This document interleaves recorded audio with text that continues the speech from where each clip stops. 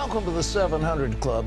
It was the significant piece of domestic legislation by President Obama in 8 years in office. He called it the Affordable Care Act. Most people call it Obamacare. It was passed by Democrats with not one single Republican vote in either the House or the Senate. But it was jammed through. A man named Jonathan Gruber laughed at how he was deceiving people as to what Obamacare was. Now, guess what? It is blowing apart. It is literally collapsing. And the word is that rates in the insurance exchanges are going to go up next year 25%. I understand in Arizona they may go up over 100%. We're looking at a shocking increase in what people are going to have to pay. So what was the game? The left, the so-called progressives, don't seem to worry about it. Why don't they worry about it? I'll tell you. Here's what the game is, ladies and gentlemen. Get that. Don't listen to the media, what they're telling you on this. The progressives, Obama, Hillary, and her crowd, they want to destroy this affordable health care for one reason. They want to put in government-run health care, single-payer, government-controlled, like Canada. That's what she said. And they'll say, well, we've tried. Look what we did. We tried so hard, and it wouldn't work. And so now we're going to do it right with single-payer. Those greedy insurance companies are making the price go up. That's nonsense. They have been in the process of wrecking one of the great health care programs in the world. And they want to take control of it in order to control your life. Now, when Hillary Clinton was the First Lady, she was in charge of a health care program. It was called Hillary Care, we can call it that. It had 1,300 pages, it had a national control board, and I think the idea is they probably had death panels, and according to some reports and others, there's a dispute on it, but to some report, there were even going to be criminal sanctions against doctors who stepped outside their given exchange. It was draconian, and it was so hated that it actually caused the Democrats to lose control of the Congress. Now, that's what's going on now, and that's the game. That's why Bill Clinton came out against the Obamacare. That's why people are talking about it. It's why Hillary's kind of staying quiet. She wants to bring in something much worse than Obamacare, but remember, they lied to you. If you like your doctor, you can keep it. If you like your health care, you can keep it. All lies. They lied to you. And the behind-the-scenes game is even worse. So, ladies and gentlemen, don't be fooled. So we're telling it to you right now. The game is to collapse Obamacare and bring in single-payer national health care controlled by the left. You don't want that. If they've got control of that part of your life, think what they can do to you. Well, now, with this in mind, we're going to one of the battleground states where both candidates have been campaigning. It's the so-called Sunshine State of Florida. It is crucial to the election of either party, and we've got reporters down there who are going to tell you what they have found, and I think you'll find it very interesting. They honk horns, knock on doors,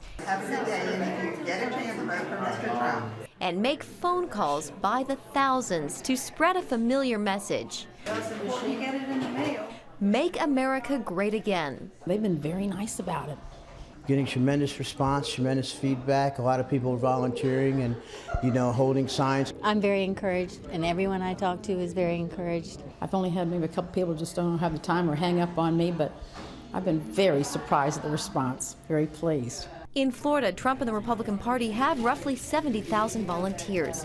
With 29 electoral votes, it is the third largest state and one of the most diverse, with red and blue regions. making it one big purple prize. I think people here are passionate about voting for Trump and about our country. These volunteers understand Trump is down in the polls, but say they run into a lot of so-called closet voters. My yard guy, he saw my Trump sign in the yard, and he's Afro-American, and I was honest with him. I said, "You're not mad at me, are you?" He said, "No." He says, "I'm for Trump." And he said, "And my neighbors in my neighborhood are too. They're just being very low-key about it because they don't want to, get in trouble." One group Trump needs to win here, evangelicals. What we've got to see is people that love the church, love Israel, against abortion. That's what's going to make the difference. Pastor Rodney Howard-Brown says he's not convinced by the storylines that Trump is going down in flames. People are seeing through it. They understand that there's another agenda going on. And I think they might not come out publicly like I'm coming out, but when they go to vote, they're going to vote. And I think we're going to have a landslide come November the 8th. So what's the vibe with the Clinton campaign? For that, we head on over to my colleague, David Brody. Jenna, the mood among Clinton campaign volunteers here in Florida is steady as she goes. Calm, cool, collected, but there is another word as well when it comes to organization here on the ground, and that is methodical. Trump may have enthusiasm, but Clinton has the numbers. 90,000 volunteers, roughly 500 full-time workers. Marilyn Lamont runs a phone bank out of her home and is ready for history to be made. She's a woman. How fabulous is that? It's about time. About time. She's a smart woman. And I think she cares about all of us. The thinking among volunteers is to stay positive. They've heard the chatter that Clinton is the typical politician and Trump is the change candidate, but they won't even talk about losing. I haven't even thought of that because she's going to win. No, she's going to win. Close your eyes. Don't even think about it. She's going to win. Early voting is underway, and with thousands of ballots already in, it appears to be an even split between Democrats and Republicans. But what will it all mean come election night? Well, it's Florida, so it's never a runaway race for anybody. It's almost always going to be a nail-biter. Tampa political reporter Adam Smith will be looking for one key specific on November 8th. If you start to see Tampa Bay, that's Hillsborough County, Pinellas County, Pasco County, look there. If Trump doesn't have a significant lead in Pasco County starting out, it's going to be a bad night. And then it's Florida, so you also can look for somebody to botch it up and us to be waiting all night long for the results to come in. Maybe a long night in Florida, definitely a very long presidential campaign. David Brody, CBN News in Tampa, Florida. Well, David is going to have an exclusive interview with Donald Trump, I believe, on tomorrow's 700 Club. And as I mentioned, I ran an interview with Donald on Monday, and the day after, the audience was bigger on Facebook than it was on the first day out. So apparently it's beginning to go viral. People like what he was saying. It was a very in-depth interview and very convincing. So I think a lot of people are actually sending links to that, and it's going all over the country. So I think that's a very interesting thing that's happened. Well, turning from Florida to New York, UNESCO has done it again. They voted on a very controversial measure involving the Temple Mount in Jerusalem. John Jessup has that. That's right, Pat. UNESCO's World Heritage Committee voted again today to approve a resolution ignoring Jewish ties to the Temple Mount in Jerusalem's Old City. The vote mirrored last week's Executive Committee resolution by the UN's cultural arm, declaring the Temple Mount and Western Wall Islamic and cutting the historical Jewish connection to the site, labeling Israel, quote, the occupying power. But after a great deal of diplomatic wrangling, the measure voted on today, Pat, did restore Jewish references to the Western Wall.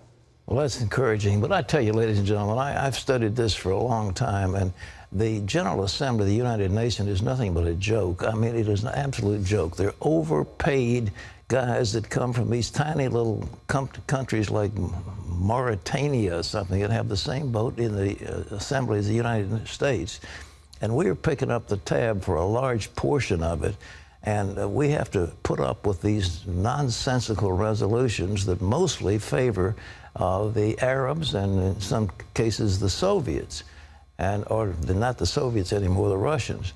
And I think the time has come for the United States to say, look, we want to I recommended some years ago in a speech I made that we have a community of democratic nations and that we build a new group of people who are not controlled by dictators or by mobs or by radical Shia mullahs, and that this United Nations come together and something that we honestly would support, and we pull our funding for that other thing. I think it's time to come, and I wouldn't be surprised if Donald Trump didn't make accountability a landmark of what he's proposing. John, what do you have? Pat, turning to health news, building up your muscles can also help build up your brain and memory. That's the finding from a study on people between the ages of 55 to 86 who lifted weights in supervised sessions for 6 months. At the start, all of them had some mild memory and thinking problems, but they lifted twice a week at 80% of their maximum capability. The study found the stronger they became, the more it benefited their brain, and those benefits lasted at least a year. Pat, time for us all to go hit the gym. Well, man, I hit it pretty hard. I was lifting some pretty serious weights a few years ago. I had a partial knee replacement, and I decided I couldn't be. I used to work. I mean, I warmed up at 500 pounds, and then I did 30 reps at 1,000 pounds on a leg press, and it was interesting what was being done. I don't know if it helped my mind at all, but my legs were sure sore.